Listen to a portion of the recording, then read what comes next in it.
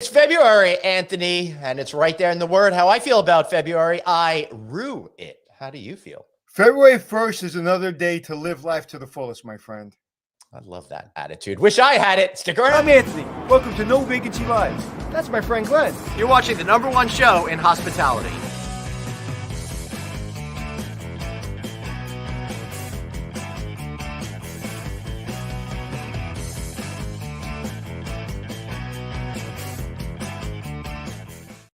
Hey, everybody. Welcome to No Vacancy Live. Of course, it's February 1st, 2022. That's Anthony Melchiori. I'm Glenn Hausman. Oh, my. I can't believe 1/12 of 2022 is already in the history books, Anthony. Well, when you think about that the world's been around a billion years, it's just another day, man. It's a blip. It's a second. You have 24 hours, my friend, to make it great. What are you doing to make today great? Not worrying about things, not worrying about all the obstacles, but worrying about the wonderful, beautiful life that we get to live every single day. I had some eggs this morning. There was that. Yeah, I don't eat till 2:00, so I can't wait to eat because I'm hungry. It was rare. My wife is home, and I should say Happy Lunar New Year to everybody out there that's celebrating. It's the first time her school district is off for Chinese New Year, otherwise known as Lunar New Year. How cool is that? That's great. And my wife went out shopping with her sister, and that's how I knew it was Lunar New Year. I was like, "Why are you off today?" But listen, man, we got one life to live, so make it great, right, brother? Don't complain about February. And listen, if you live in New York and you say it's really cold, do me a favor, slap yourself in the face. You're not in South Beach. You're in New York in February. It's cold. It's why you live here. It's 4 seasons. You get the spring, you get the summer, you get the winter, you get the fall. It's wonderful. It's crunchy. It's great. So it's cold. Yes.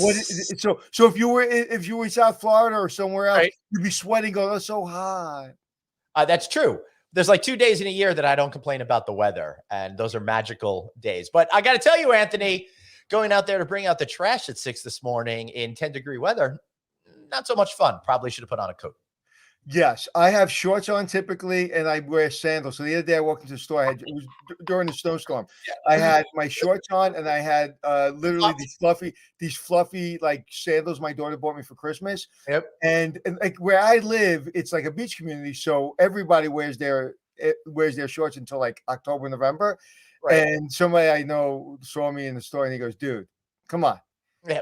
Come on, it's a snowstorm outside. Like, what are you trying to prove? I said, I'm not trying to prove. I'm just too lazy to put sneakers on. I hear you. The lacing up is really, really exhausting. All right, but Anthony, the way I see it out there is that I don't get what my mailman is all about. That dude wears shorts all year round. He'll be coming around today in the 20-degree weather, sporting his kneecaps. I don't have the guts that he has, but well, you know what? That's his calling card. That's his thing, right? That's his image.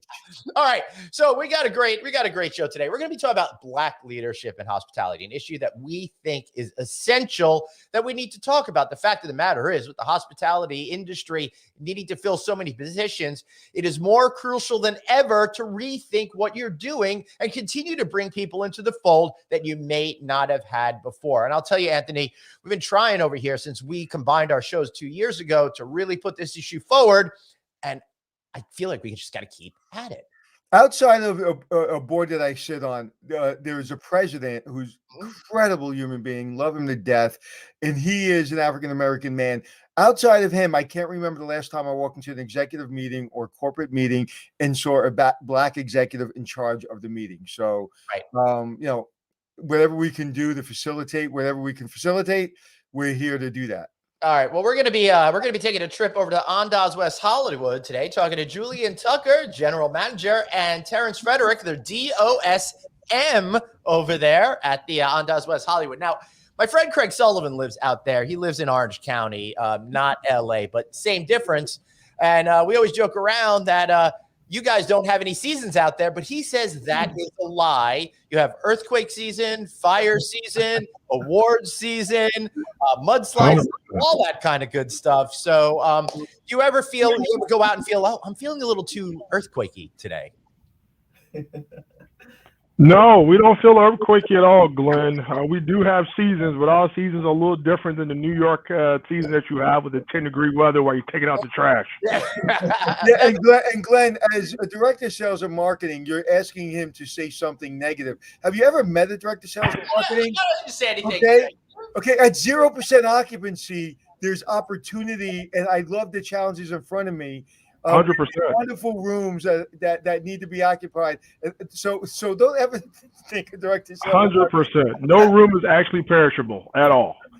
Right. Very true, Anthony. I wish I could say the same thing for the bananas I have downstairs. Those things are gone bad.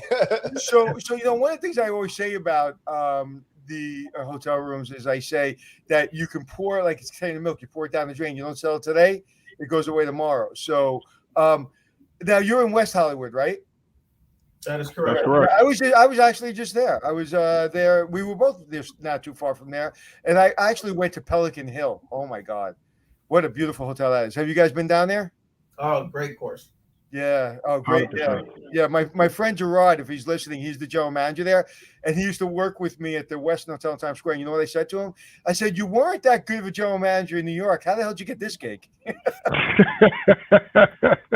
Well, the next time you're here, Anthony, you definitely have to come and stay with us. No, I will. So I'm sorry. I'll let you go ahead and ask the first question. No, go ahead, Anthony. It's all good. So I'd like to know a little bit about both of your backgrounds as far as how you grew up in this business. So whoever wants to go first. Julian, kick it off. Sure, I'll start. How are you doing, gentlemen? Everybody doing okay? Great. Well, I was doing fine, but I'm a little cold. But I'm not allowed to talk about it. Glenn is a Long Island guy, Jewish guy from Long Island. It's cold, okay, and it's February, so he has something to complain about. So he's happy. So Listen, that's why I like July so much because, like I said before, I put the Jew in July. I freaking love the warmer weather. Well, I won't flash up the weather forecast for the week. How about that? Yeah, thank you. Yes. First of all, guys, I was in LA last week. I enjoyed it tremendously. Yeah. The weather. Julian, what does the weatherman say every day, or woman? 70 degrees and sunny, 70 degrees and sunny, 70 Yeah. degrees and sunny. Yeah, and 20% chance of rain. Right. On there, it's usually 90% chance. So, Julian, tell us a little bit about how you got involved in hospitality and what it means and what Black History Month means to you in that context. Absolutely. And thanks for having us, gentlemen. It's our thrill to be with you. Terrance and I have been working together for a few months now. Thank you for the opportunity to come on and be on your show. Sure. So I have an interesting journey. I'm originally I was born in Chicago, grew up in Milwaukee, Wisconsin, and I started working at the Hyatt Regency Milwaukee as a third shift security guard while I was going to school. So you should know that my plight and my path was taking me in a different direction. I went to school for political science. So I had no intentions at all of being in hospitality. It was really just kind of a job for me to get through school. And it didn't take very long before I really knew that this was my calling and my path. And taking care of people and serving people was something I became very passionate about. And that led me to begin my career there in Milwaukee, carried me all the way through Chicago, another stint out here in California, moved to Denver for a little while. And then I was in the Caribbean working for Hyatt in Trinidad and Tobago and also Aruba for 7 years between the two properties. So, wow. Yeah. Even better weather than LA. How lucky were you? Yeah. And then had an opportunity to go to Hyatt Regency Coconut Point, which is over near Naples, Florida, on the southwest coast, if you're familiar with that area. And then here in West Hollywood, moved here January of last year, right in the middle of absolutely nothing, I should say, was happening. But I think your cohort, Nick Lapierre over at Kimpton, I believe he had like 5 or 6 guests last year, so it wasn't that bad. Right? we were right there with Nick. He was just 100%. But Nick Remedio at Lapierre. I was going to say that's the name of the hotel. Apologies, guys. The cold is shaking the memories out of me. Anyway, Julian, please continue. And it obviously it's taken me some really fantastic places. I've gotten a chance to work with some amazing people and some amazing places. So, you know, when I think about Black history, I think about the opportunities that I've had and given and has presented itself to me, and the people that have come before me, and what their sacrifice was.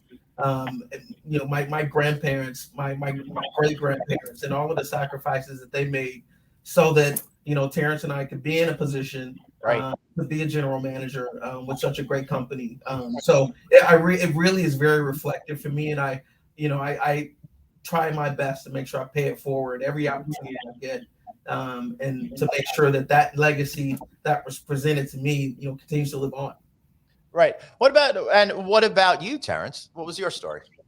My story's a little different. I actually went to school for hospitality. I thought I wanted to be in operations until I figured out the hours didn't work for me at all. I wanted to be a sales guy.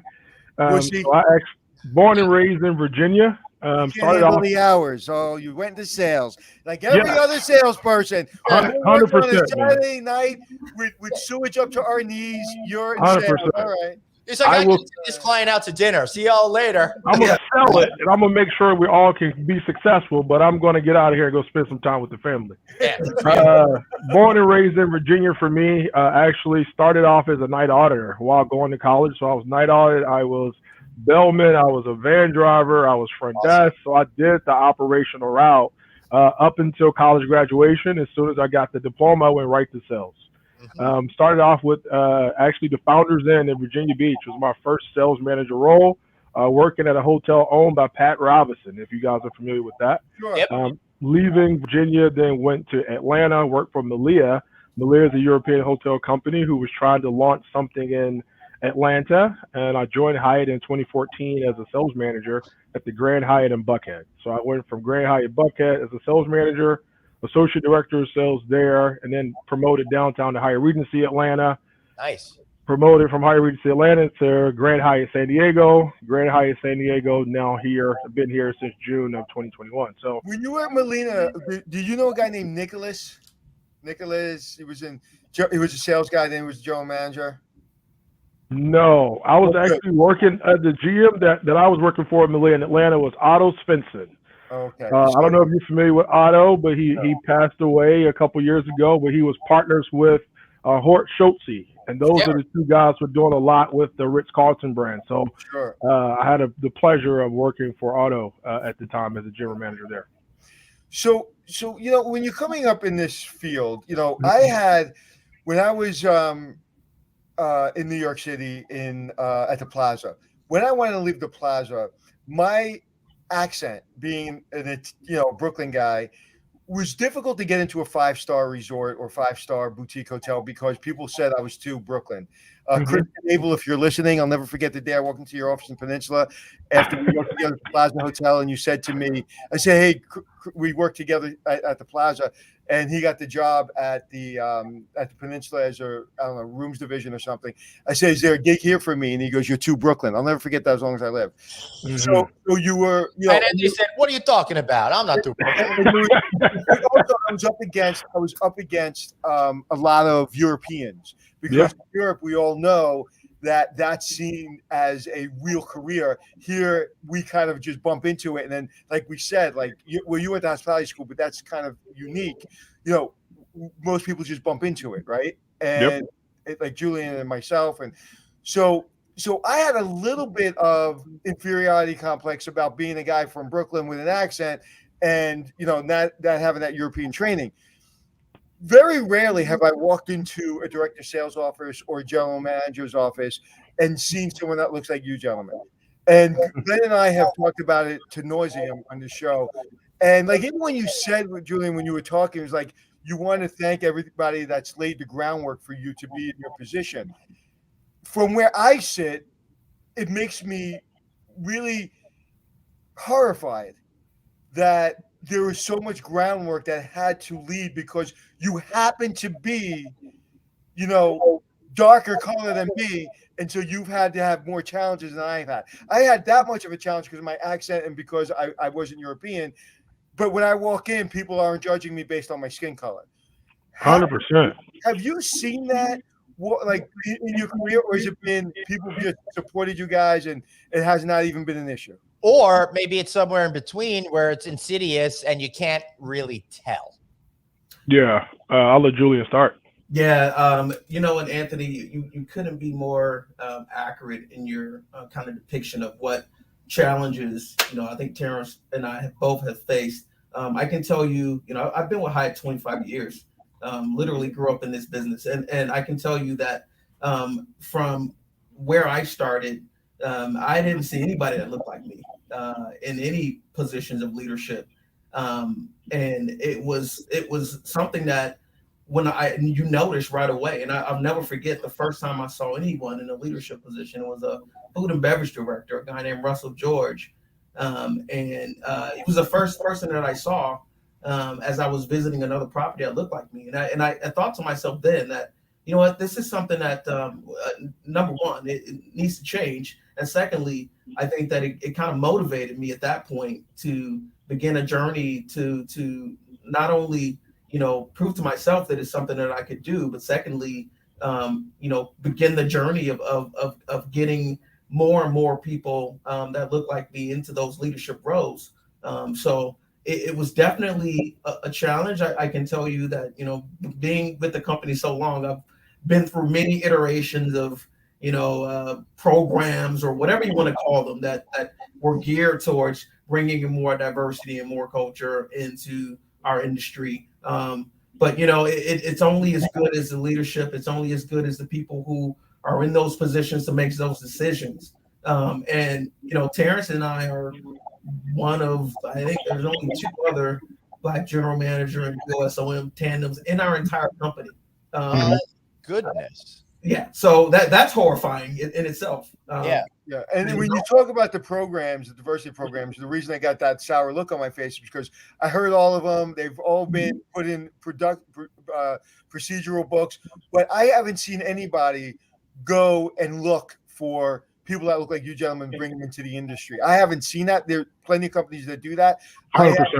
I haven't seen it, and we're producer Doctor and I, Suzanne, who works on our show, we're working with a school, or she works at a school in Florida, where we're going to be working with high schools and colleges, whether you're white or black, but underprivileged, where people, don't have the same, maybe they didn't get into Cornell, but introducing them to our industry. So Terrance, why don't you add kind of what Julian? Well, that's good, Anthony. We would love to be a part of that program once you get that up and running. But to echo Julian's point, it is correct, right? I have had before joining Hyatt, the person that helped me out as a young sales manager was a European woman.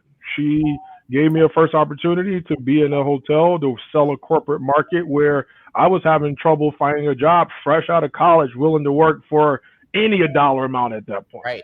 But once you then get the opportunity and you start to produce, it's hard to deny it. Once I joined Hyatt, same thing. I joined the Hyatt Convention Alliance, which is our 10 largest hotels within Hyatt, that group revenue producing hotels. Being a ADOS there and actually seeing and looking around that my counterparts don't look like me, then it drove me to actually want to produce more revenue and produce people that actually look like me to be able to do it. It was part of the reason for me joining the team here with Julian, because he is truly, after all these years in the business, my first Black general manager. So that was inspiring to me to be a part of this team and actually bring something special here that hasn't been done before. Yeah, Julian. This is 2022, right, gentlemen? Right. Correct. It's still 1950 in a lot of places. Unfortunately, 100%. I mean, me growing up in New York and then living in Manhattan and Brooklyn, I feel like I was exposed to a lot of different cultures and peoples and stuff like that, and that normalizes it for people.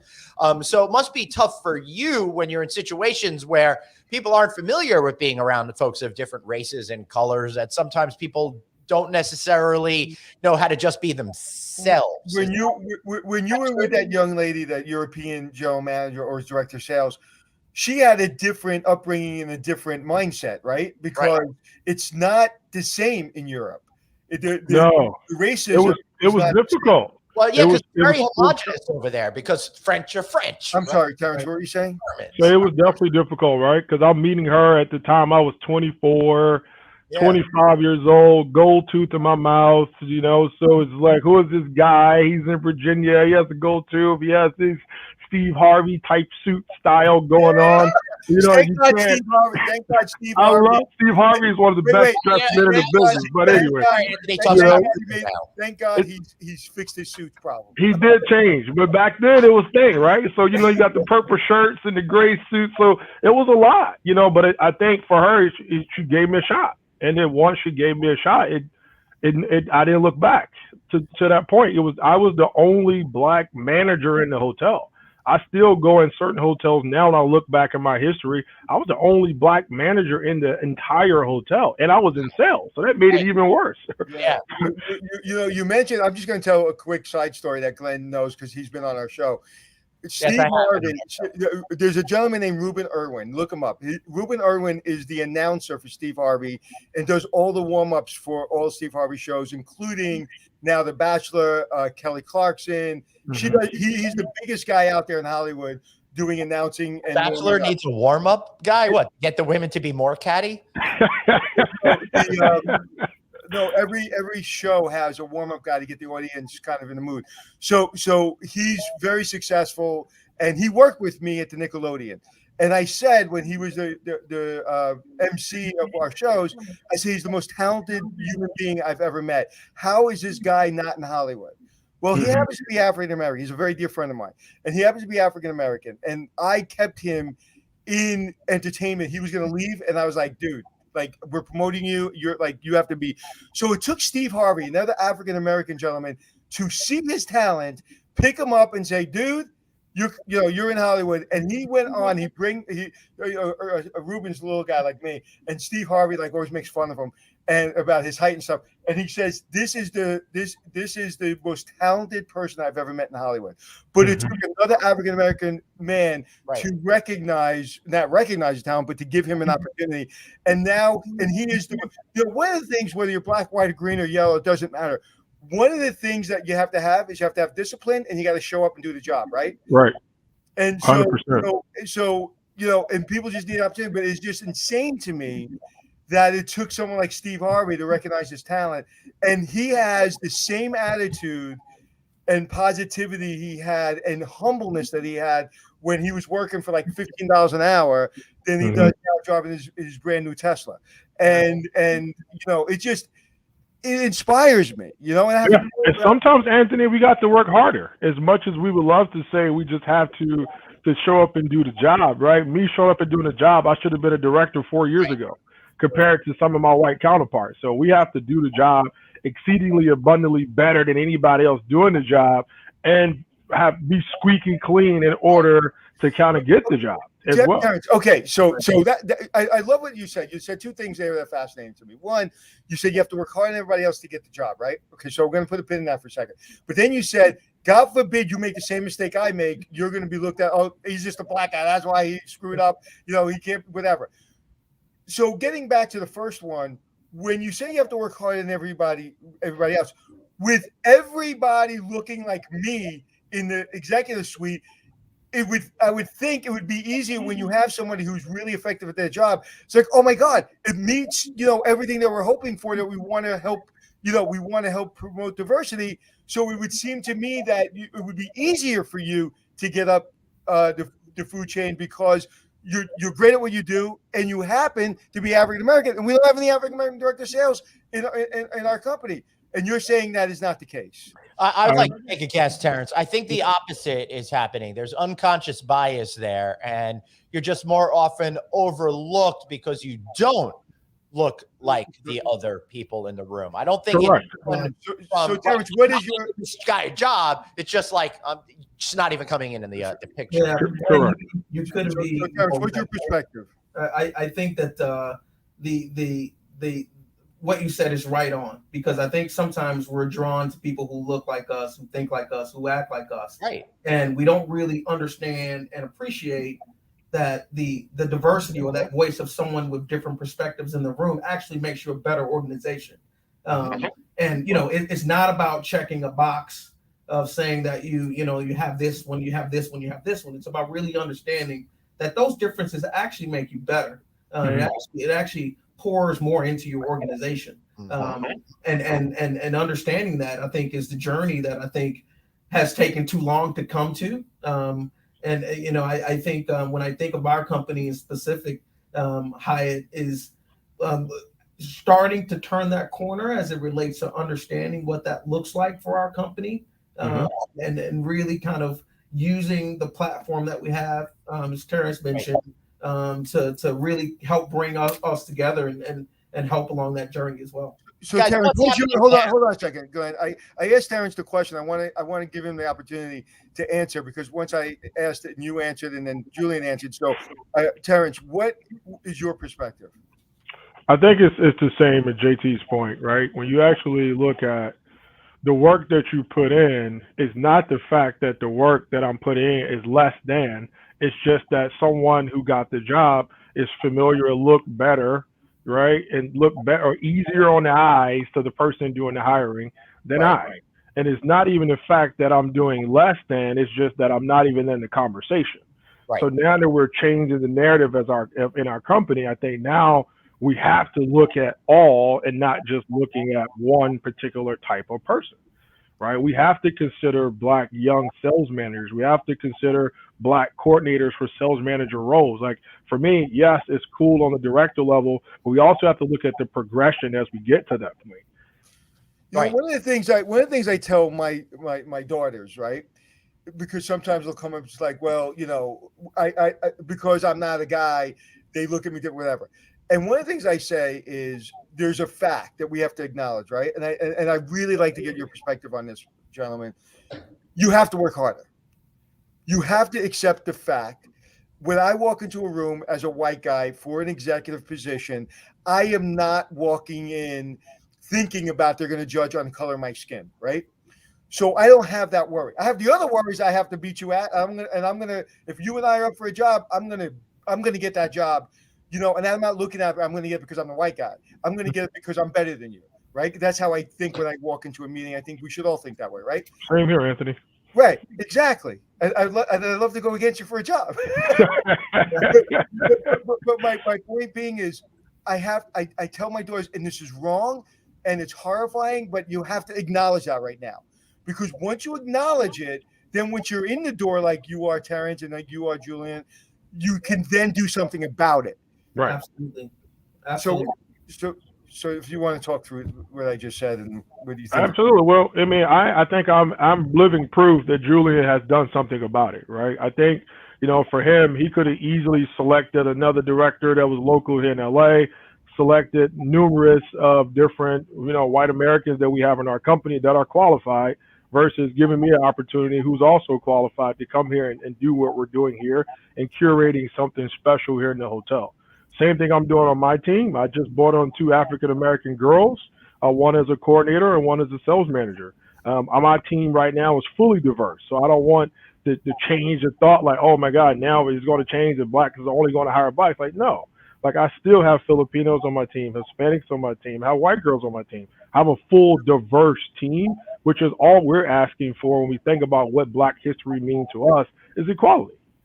Simple. Right. That's one. And 2, for us, is actually sharing the history of our ancestors that a lot of people don't talk about. Yeah. And fortunately, we have an open forum here to be able to discuss these things. But Julian, before you had mentioned something in regards to the brands just starting to make that shift. I feel for at least 10 or 15 years, all the major hotel brands that are out there had diversity officers and all of that kind of stuff. But I haven't really seen much movement until the last couple of years, until America had the awakening with the George. Yeah, Floyd. But then, we had the awakening, and then we went right back into their friggin' cubicles, and I don't see any changes. Right, you're interrupting me. I was in the middle of a sentence, and you just totally cut me off. Sorry. All right. So what I was saying, Julian, is how are the brands actually transforming themselves from just having someone in a position to be in the position to affecting real change over there? Yeah, great question. And I'm glad you brought that up, because I think that And you're right. For as I mentioned, I've seen many programs come through, even our company and other companies. And I think that I think the difference that I'm starting to see, as I mentioned, that corner being turned, right, is we've always had a talent pool issue in our company as it relates to even having people of color, particularly Black men and Black women, to cultivate to get into certain positions. And I think that's where the missing link was. We had these statements out there that we wanted to be more diverse, but then you look at the talent pool that is out there, and you don't even have enough candidates to even pull from to start to cultivate those individuals to be ready for certain positions. So I think that the shift that I'm seeing is, and kind of something that Anthony mentioned, which resonates with me, is we're really starting to get into the universities, the historical Black colleges.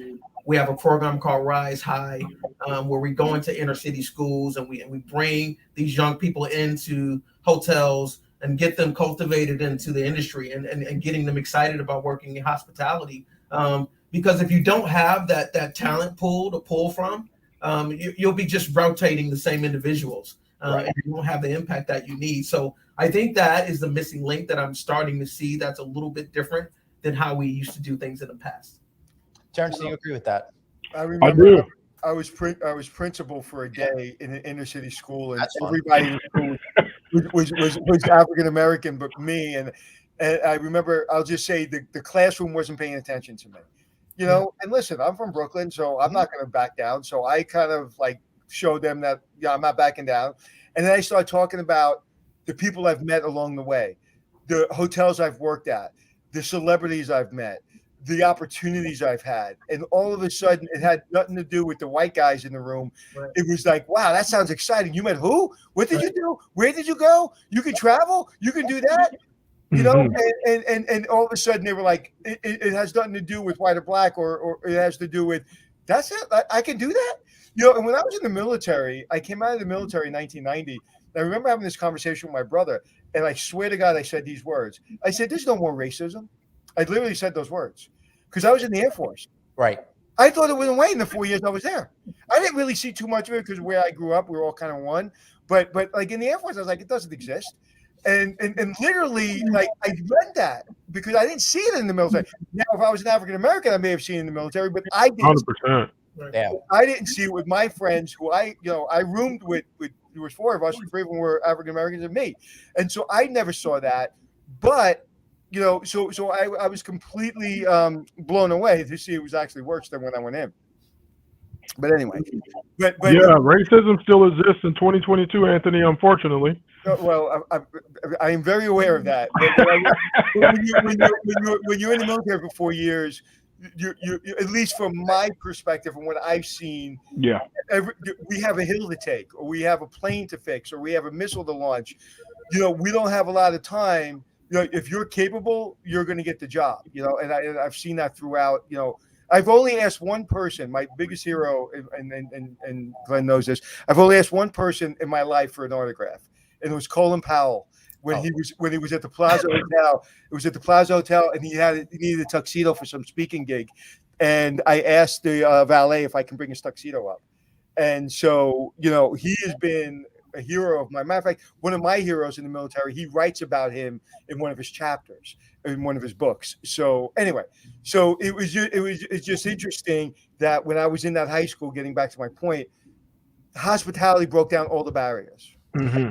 Anthony, it goes to what you were saying yesterday when we had Roger Dow, the president and CEO of U.S. Travel on. And I suggest everybody check out that particular show. We talk about bringing sexy back to the industry. Those are the stories that you were telling that get people excited about it, no matter what their background is. So, Julian, Terrance, you probably talk to younger folks from time to time, try to get people engaged in the industry. What are some of the tools and tactics that you use to get people as excited as Anthony was able to that day when he was in the classroom? For me right now is flexibility. A lot of the younger generation that I'm talking to, a lot of the young adults coming out of college want that flexibility. Everybody wants that tech-like schedule where they can come to the hotel when they want, work from home majority of the time, don't really have to come to the hotel at all. So we're trying to kind of change the narrative as to what does that look like. And Julian and I had a very spirited conversation last week about operational people working from home, right? So I think that's one of the main points that we're talking to make it sexy in order to fill up our depleted talent pool that I think we all know we have right now across the hospitality industry. We have to be a little bit more flexible, and that's the main thing that I'm talking to young people right now, to make it sexy. So that, you hit a point that I think is the most critical point in our industry right now. So I really like to hear, Julian, that conversation, and what kind of positions are you talking about that can potentially work from home? Because I mean, that I would love to learn from that. So, and I'd love to hear. I love the word spirited. I'm sure there were a couple F-bombs that were dropped, but anyway, maybe one or two. But no, the whole conversation actually derived from last week. Terrance and I had an opportunity to attend one of our sessions that we have in our sales and marketing group called Kickstart, and it's really a chance for all of the sales team, all of the directors of sales and marketing, the GMs, kind of get together on one platform to talk about issues and challenges that we face, and also kind of give some inspiration to the future of sales and marketing. And one of the topics was working from home. And there's different variations out there depending on how long, or I shouldn't say how long, depending on how old school your general manager is. There's different variations of how people feel about it.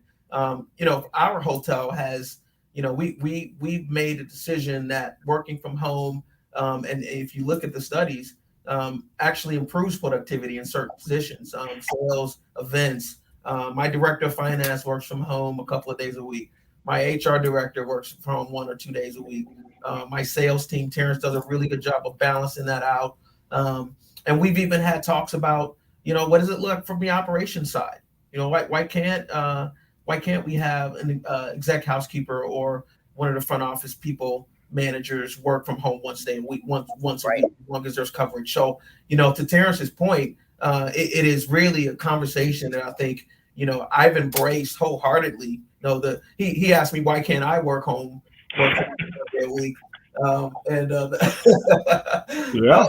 That's where the spiritedness came in. Well, you do work out at home 1 day a week. When you're off, you're still working, just you're at home, right? Exactly. Why can't Terrance work from home 1 day a week, or why? No, why can't Julian work from home 1 day a week? I currently work from home 2 days a week. So I'm home 2 days a week.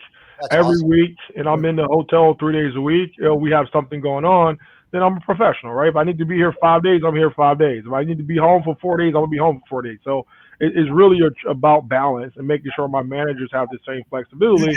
You said a word very, very important, right? Terrance, I'm a professional. Yeah. Right. That is so important. One of the things I talk about is when motivation leaves you and passion leaves you, you have to rely on discipline. Discipline 100%. Can never, ever leave you. Passion and motivation leaves all of us. We wake up some days and we're like, what the hell am I doing with my life? I want to go, walk dogs in Central Park and make $5 an hour and I'm happy, or $100 an hour, whatever they make. and what am I doing with my life, right? We've all had that conversation with ourselves, and I think more and more every day. But the discipline of, you just said it, I'm a professional. Mm-hmm. A professional to me means doing things that you don't want to do all the time, right? 100%. Right. And so Julian, why, as a general manager, couldn't you work from home 1 day a week? Well, it's funny because Terrance reminded me that if I take a day and go play golf at Pelican Hill, it might. I'm essentially taking a day anyway. Exactly. It's interesting because if you add it all up, I'm probably doing it anyway. Right. I mean, there's times when I may take a half a day and go take care of some business, and then I'm some personal business, and then I'm working at home for the rest of the day. So it's just not cultured, is that way. It's not viewed in that way. But because you're old, Julian, you're old like me. And the one, well, I'm probably a lot old. I'm almost 57. Yeah, nobody's old like you. I'm a lot older than you. You're not that old. But Julian, who's the least important person in the hotel? General manager. Thank you. Thank you, Terrance. You know what? I love the Now you know why the conversation gets spirited. No, You know what? I try to stay out of everybody's way. Everyone knows that. I mean, my job is Right. to make sure that you have what you need and feel the support. But I'm not interested in running anybody's department. That's for sure. Yeah, I do. I will give him credit for that. He is definitely not a micromanager. He actually allows everybody to do what they need to do. I don't think I got one no from Julian yet for anything that we tried to try, anything that we tried to do, any piece of business we went after, any creative, crazy ass idea. It was no no's yet. So to have a GM, to have my first black GM and have the camaraderie between it, it is super special. So, but to your point, Anthony, he's the lowest man on the totem pole. I just try to make sure he knows. Yeah, and then, as a general manager, I always thought I was the most important person in the building until I realized when the housekeeper didn't show up, how important I was and how important they were. And but another thing, Terrance and Julian, that word you use that I think is very important is when I was growing up in this industry. I'm laughing because I can't imagine talking to a Barry Cregan, or if you know that name, or I won't say the other names because I think they're still in the hotel business, and saying, hey, let's have a spirited conversation, right? Mm-hmm. That Julian, and I don't mean this in any disrespect, but that allows a spirited conversation because, listen, he promoted you, he hired you, he can also let you go, right?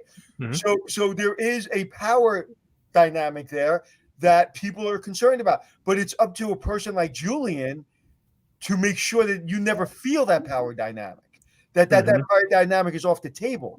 Absolutely. There was a conversation, Julia, I'd like to get your perspective on that. There was a conversation where I was having with the director of sales and marketing, and we were in this big table. I don't remember what hotel we were at, and we were going after each other. And not disrespectfully, no curse words or anything, but just I disagreed. And all of a sudden I agreed with her. She said something, and I was like, oh my God, you're right, I'm wrong. And everybody in the room was like, oh my God, did he just back down? And I didn't back down. She was just right. And she was still arguing with me, because when somebody's right and you're arguing with them and you say, okay, you're right, I'm wrong, they think you're playing, you're speaking down to them. I was like, no, you're right. Stop talking. Right. Like you win. Right. To show that level of appreciation and respect is, I think, not only something that subconsciously as a leader, Julian, general manager, you have to be conscious of, but consciously, sometimes you have to show the entire team, even if you don't agree, let them win this one because that will help the team. And if they're right, that's even better because then I can say I was wrong, you guys were right, and that's even better for the team. Julian, what's your perspective? Yeah, you're absolutely right. I think not only do we have spirited conversations, I encourage them because I think they're great for the camaraderie of a team, of an executive committee, to have that space to be able to really have those conversations. I've never been a person who felt like I had to be the smartest guy in the room all the time. Right. You're only as good as your team. You're only as good as the people around you. And I tap into every single leader that I have, their expertise. And if I disagree with something, we'll have a conversation about it. But I think all of my leaders fill the space that they need to be able to make decisions that they feel that are right for their area, which ultimately affects the hotel. So the more spirited, the better. I love it. We have some great conversations. So let me ask you this then. You're talking about flexibility. You're talking about equality in the workplace, not from a diversity point of view, but all positions having a say and that sort of thing. How is that helping you with the retention and engagement of folks on your team, Julian? Tremendously. I can tell you that, as we started to have these conversations and, especially coming out of COVID, not that we're out of it yet, but as we started to kind of build our workforces back, we started to realize that we have to think differently as it relates to going after talent, as Terrance mentioned, and finding these individuals who we've had to go outside of the industry to find, and us having that flexibility to meet them at where they are and to understand it's okay. It's not a bad thing. It's actually a great thing for someone to be able to have some flexibility. It actually makes them more of a productive leader. It actually makes them more engaged, believe it or not. And it also gives the ability to, as you said, have those individuals really appreciate the fact that we've made some of those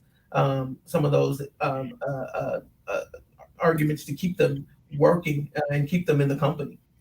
And it also creates culture too, right? So for us, we call ourselves culture creators. So when we do bring people on, we actually want to bring them into a culture that makes them want to stay, that want to give them something to buy into. Up here in the sales office, we have chalkboard paint on the wall so everybody can write on the wall. We have walls where you can come and sign, just like they do at the Comedy Store next door, where the comedians come and sign their names. Everyone who comes up in the sales office gets the opportunity to actually sign on the wall. So we kind of have a different type of culture that we try to create in the hotel to kind of make it where it's infectious for people to want to be a part of it. That's pretty cool. Right. Anthony? I was just there actually 2 years ago, right before COVID, and I went to the Comedy Store to see my favorite comedians, and I love that. I love that area. Next time I'm going to stay in your hotel. And have you found that people? I'm going to specifically talk about sales. Do you find that people are sending you emails earlier than 9 o'clock and later than 5 o'clock? Do you see that people are working longer hours? Like, I would imagine if somebody wants to take a yoga class at 11 o'clock and maybe it's 2 hours or whatever, they're not going to lose time. They may work till 7, 8, 9 o'clock. I found that people I've worked with are working actually longer hours. 100%. I'm that person. The time I do work from home, I'm normally cranking out emails between 10 p.m. and midnight. Wow. If I had to run, grocery store run in the day or doctor's appointment with one of the kids, then I'm going to make my time up and I'm going to be more productive that way, because now I'm actually able to dedicate myself to whatever that I'm doing. In order to prepare for this interview today, I was doing crossover last night at 8, 9 o'clock at night. Wow. So for me, it's like, I would rather have the flexibility, but I drove in yesterday and it took me 2.5 hours to drive to the hotel because I live 2.5 hours away. I was about to say you live 3 miles away. So. Yeah. So, it's different. So it's all about flexibility. I was listening to an NFL player and they said, so what do you do on the off season? What does the team provide for you? And he goes, they provide a paycheck. And, when I'm playing football, but in the off season, I got to eat right. I got to work out and I got to be disciplined because my team relies on me. Right. So if you're not doing the job, Terrance, that you need to be doing, whether it be, dealing with the consortiums, dealing with a salesperson, Julian has got the football and he can't throw to you because you're not open, because you're not doing your job. So now he's going to get sacked, because at the end of the day, if you don't do your job and Director Housekeeping doesn't do their job, the number one person that's always going to get fired first is Julian. Right? 100%.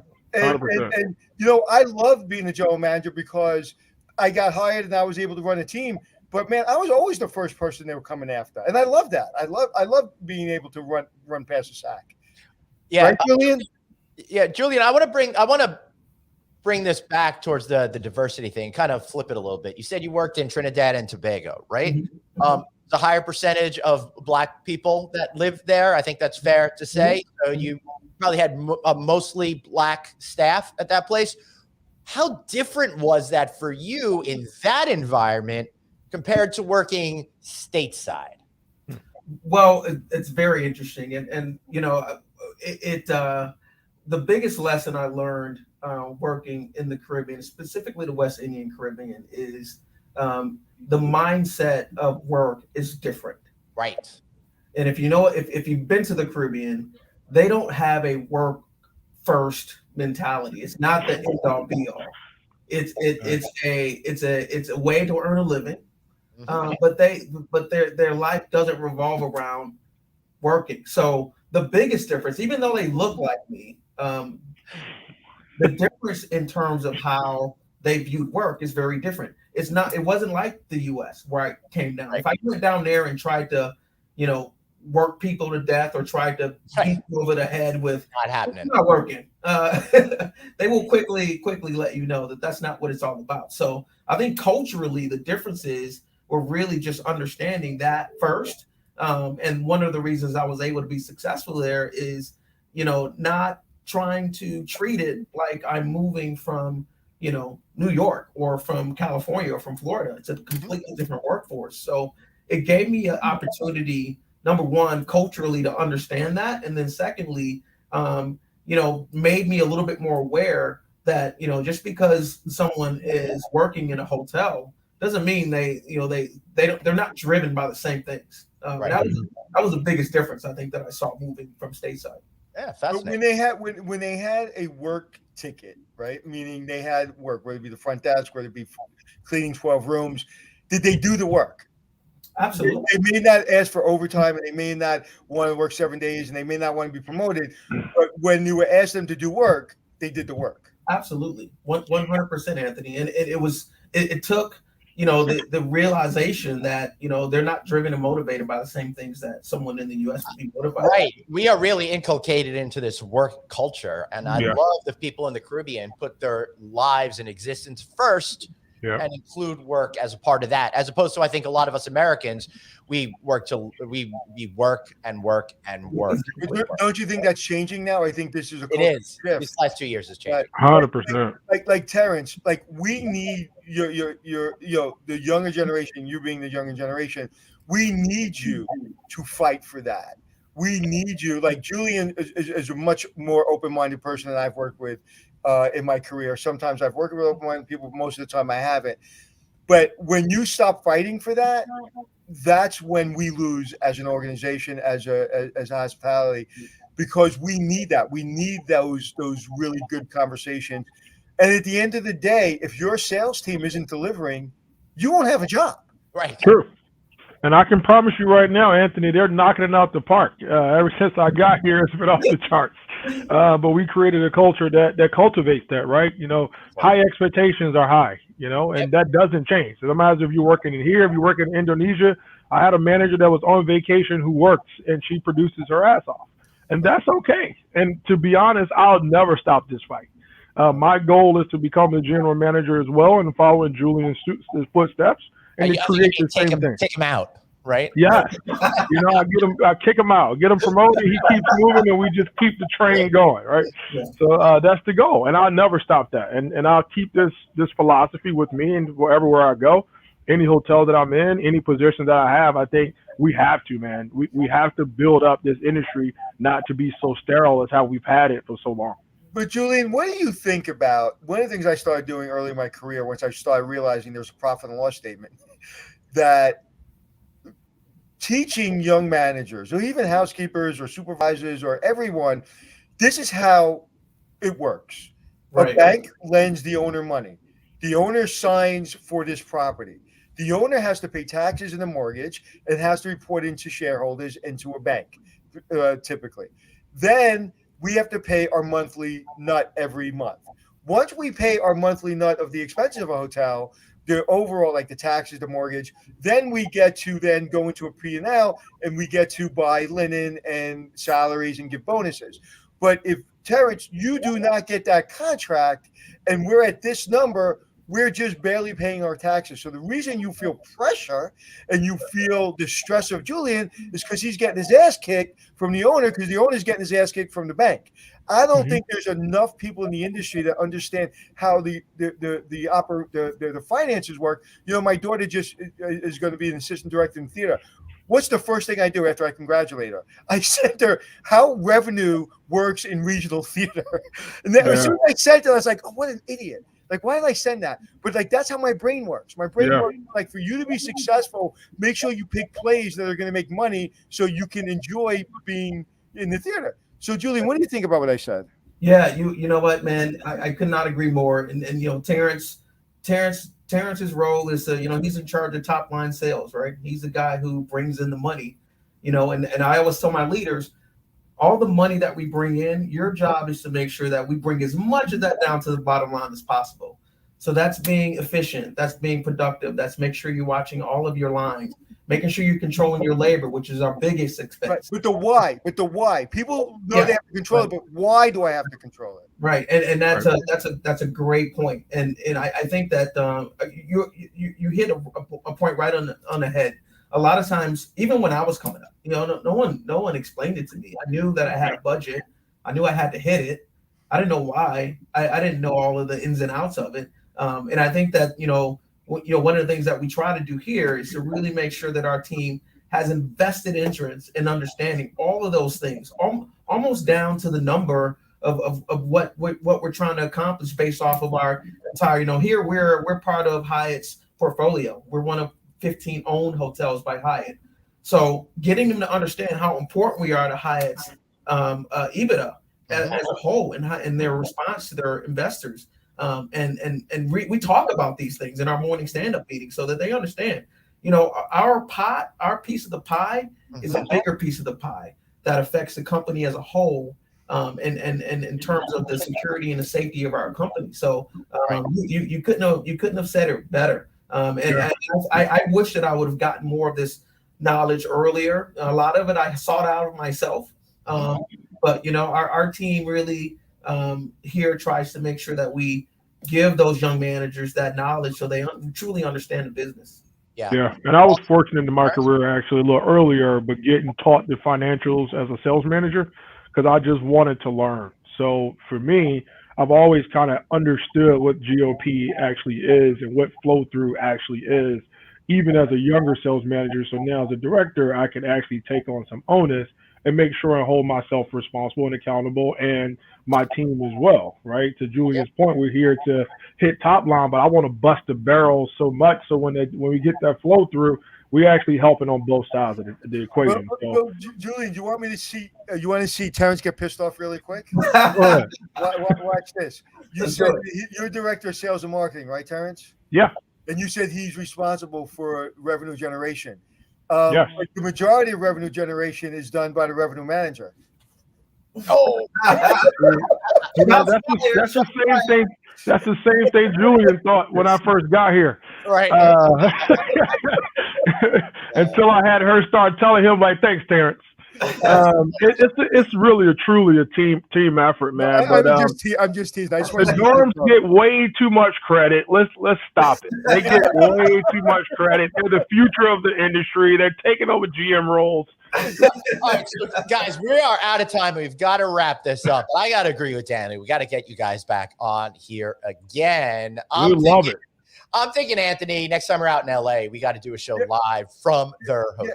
Yeah, I would love it. And one of the things, I love the fact that we're able to talk about diversity and we're able to have you guys on this month. But can we just have you on just to talk about your experience and you guys being kick-ass executives in the industry? As much as we love talking about diversity, it also annoys us that every time we have people of color on, we talk about diversity. You're amazing professionals, and we want to focus on that as well. Guys, you've earned a shameless plug and a final thought. Terrance, we'll start with you. Well, yes, we would love to definitely come back and speak to your audiences and be a part of your movement here. We just want to say thank you for having us on for Andaz West Hollywood. Anthony and Glenn both have our backdrops of our property for you guys to see out there. So this is what you have to look forward to if you ever come to West Hollywood. You have two friends that you can hit up anytime you want to come out. And thanks for joining us today. Love it. Thank you, Terrance. Julian. Just to echo that, we got the highest rooftop pool in LA. Wanted to get that out there. So come down and check us out. We're excited. And Terrance and I are doing some really great things here. Andaz stands for personal style in Hindu, if you didn't know that. And we're all about bringing the outside into the hotel and being part of the community. Beautiful. Gentlemen, thank you so much for being here. Really appreciate you guys. Have a great afternoon. Thank you so much. You too, guys. Bye-bye. Thank you. Anthony, that was a great show. I absolutely love talking to those guys. And Terrance, I was just kidding. Director of sales and marketing is worth their weight, and a revenue manager manages revenue, but a director of sales goes and gets the revenue. So, I hope I didn't say anything to fish off. Smiling backstage. I see him laughing right now. But and I'm sorry I interrupted you before, but I was just getting you back for answering a question I asked somebody else, so we're even. But I had to say that. It made me feel better. But what just incredible, Julian. I would work for Julian tomorrow if he had a job. Yeah. Mm-hmm. I wish I had a leader like him in the industry who really mentor me. I can't remember if I never really had a general manager outside of Drew Schlesinger early on in my career that I felt like really I learned something from. Yeah. Really great conversation today. All right. That's where we got to leave it. I've got to get going, but follow us on Apple Podcasts, iHeartRadio, wherever you like to download your shows. Well, we are there. Of course, he's at Anthony Hotels. I'm at Traveling Glenn. Anything else that you want to add? No, sir. All right, everybody. Thanks so much for being here. Remember, you've got one life, so blaze on and be kind to yourself. See you tomorrow.